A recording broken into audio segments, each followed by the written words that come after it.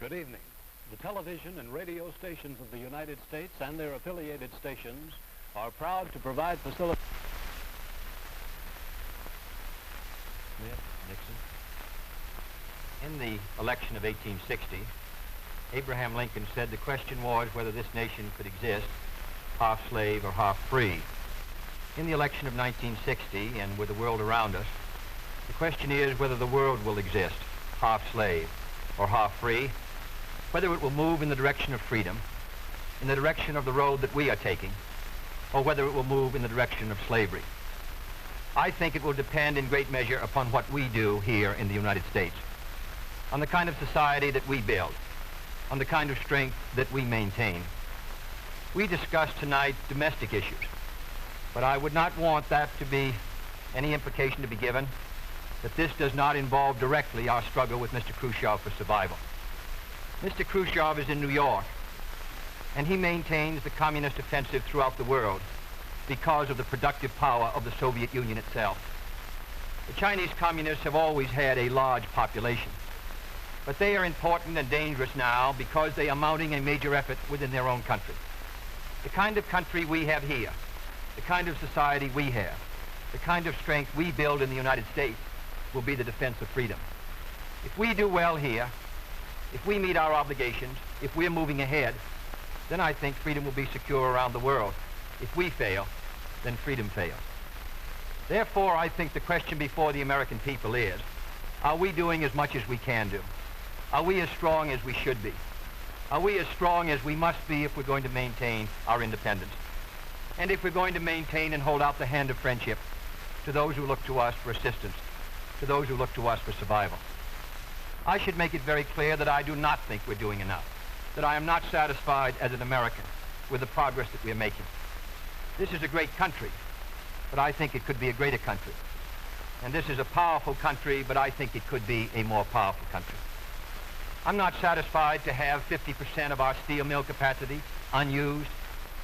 I'm not satisfied when the United States had last year the lowest rate of economic growth of any major industrialized society in the world, because economic growth means strength and vitality. It means we're able to sustain our defenses. It means we're able to meet our commitments abroad.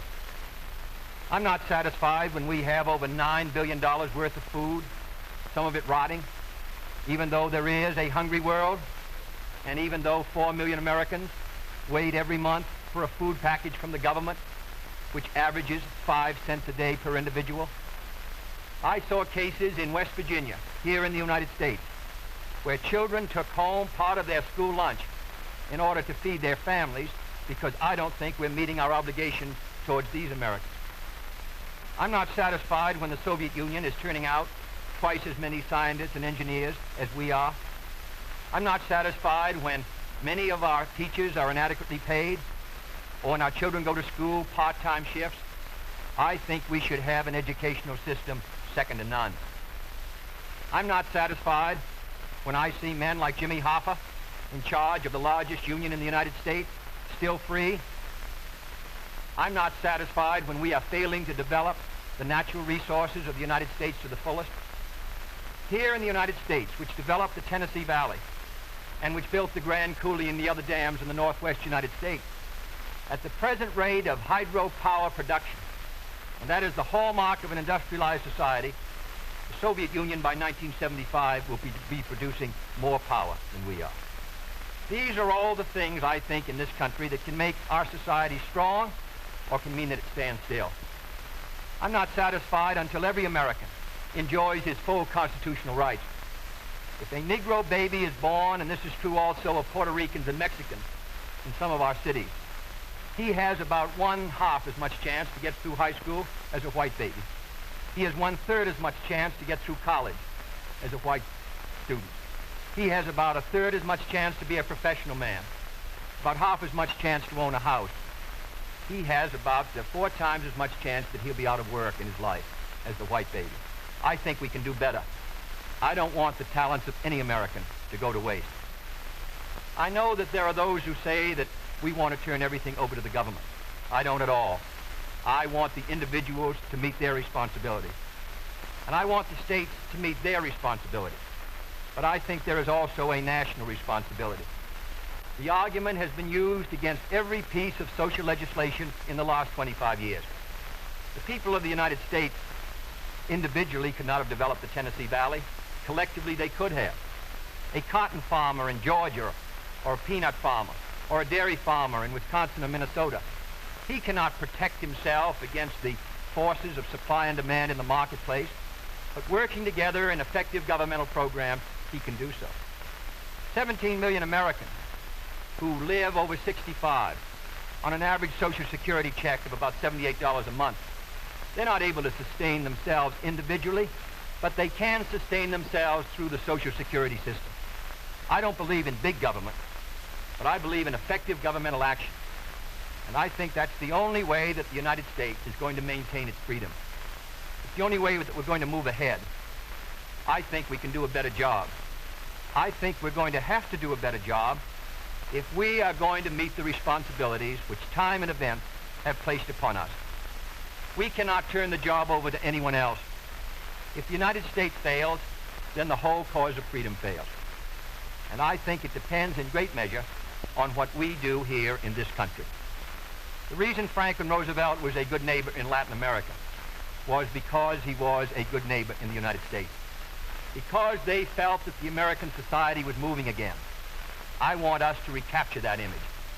I want people in Latin America and Africa and Asia to start to look to America, to see how we're doing things, to wonder what the President of the United States is doing, and not to look at Khrushchev or look at the Chinese communists.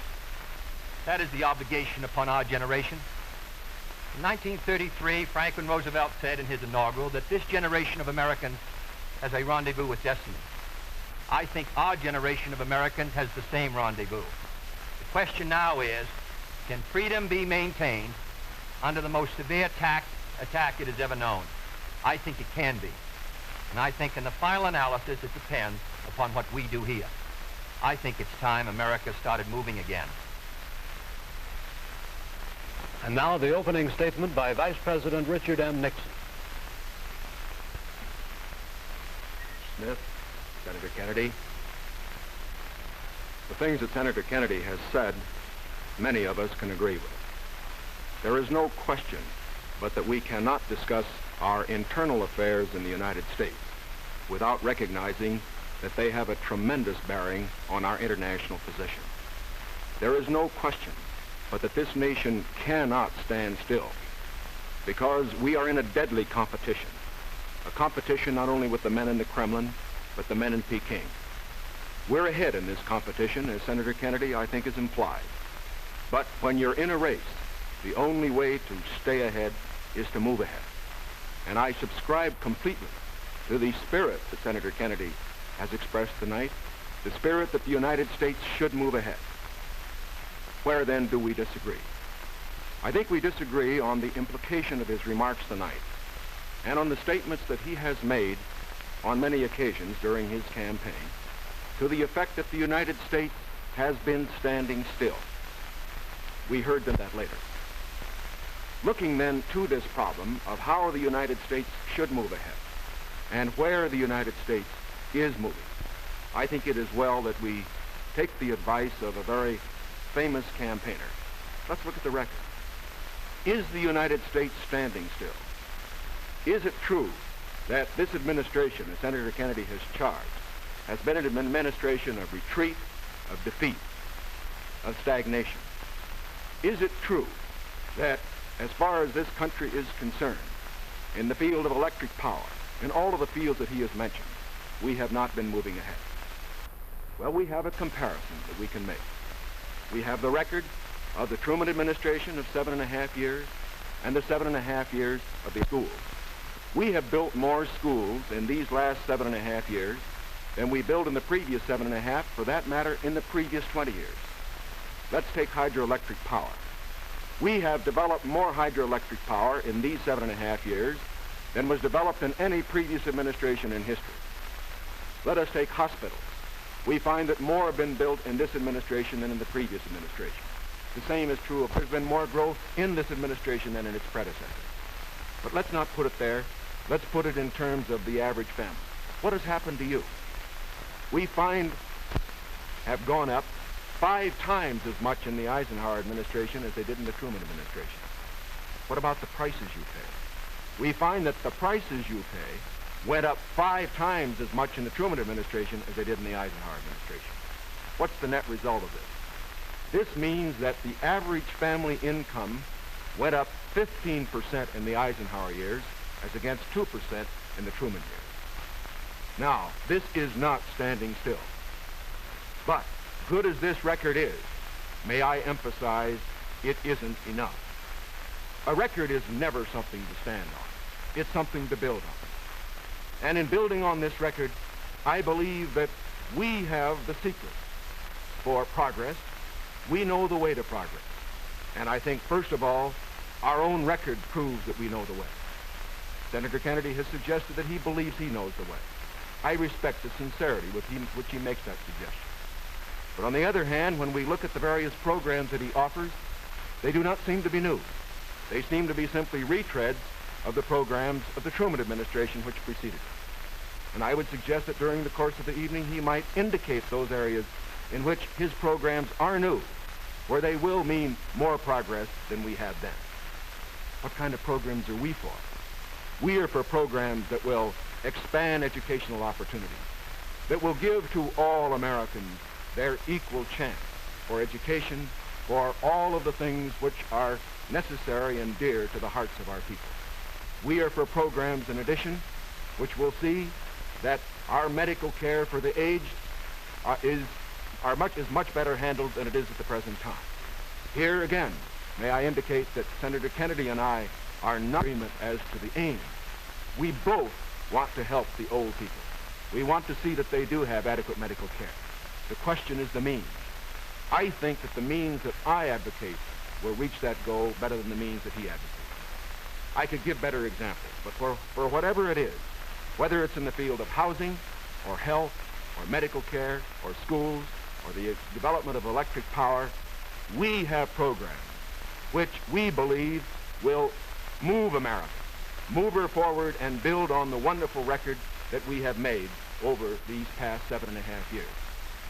Now, when we look at these programs, might I suggest that in evaluating them, we often have a tendency to say that the test of a program is how much you're spending. I will concede that in all the areas to which I have referred, Senator Kennedy would have the federal government spend more than I would have it spend. I costed out the cost of the Democratic platform. It runs a minimum of $13.2 billion a year more than we are presently spending to a maximum of $18 billion a year more than we're presently spending. Now, the Republican platform will cost more, too. It will cost a minimum of $4 billion a year more, a maximum of $4.9 billion a year more than we're presently spending. Now, does this mean that his program is better than ours? Not at all. Because it isn't a question of how much the federal government spends. It isn't a question of which government does the most. It's a question of which administration does the right thing. And in our case, I do believe that our programs will stimulate the creative energies of 180 million free Americans. I believe the programs that Senator Kennedy advocates will have a tendency to stifle those creative energies. I believe, in other words, that his programs would lead to the stagnation of the motive power that we need in this country to get progress. The final point that I would like to make is this. Senator Kennedy has suggested in his speeches that we lack compassion for the poor, for the old, and for others that are unfortunate. Let us understand throughout this campaign that his motives and mine are sincere. I know what it means to be poor. I know what it means to see people who are unemployed. I know Senator Kennedy feels as deeply about these problems as I do. But our disagreement is not about the goals for America, but only about the means to reach those goals. Thank you, Mr. Nixon. That completes the opening statements, and now the candidates will answer questions or comment upon one another's answers to questions put by correspondents of the networks. The correspondents. I'm Sander Van Oker, NBC News. I'm Charles Warren, Mutual News. I'm Stuart Novin, CBS News. Bob Fleming, ABC News. The first question to Senator Kennedy from Mr. Fleming. Senator, the Vice President in his campaign has said that you are naive and at times immature. He has raised the question of leadership. On this issue, why do you think people should vote for you rather than the Vice President? Well, the Vice President and I came to the Congress together in 1946. We both served in the Labor Committee. I've been there now for 14 years, the same period of time that he has, so that our experience in government is comparable. Secondly, I think the question is, what are the programs that we advocate? What is the party record that we lead? I come out of the Democratic Party, which in this century has produced Woodrow Wilson and Franklin Roosevelt and Harry Truman, and which supported and sustained these programs which I've discussed tonight. Mr. Nixon comes out of the Republican Party. He was nominated by it. And it is a fact that through most of these last 25 years, the Republican leadership has opposed federal aid for education, medical care for the aged, development of the Tennessee Valley, development of our natural resources. I think Mr. Nixon is an effective leader of his party. I hope he would grant me the same. The question before us is, which point of view and which party do we want to lead the United States?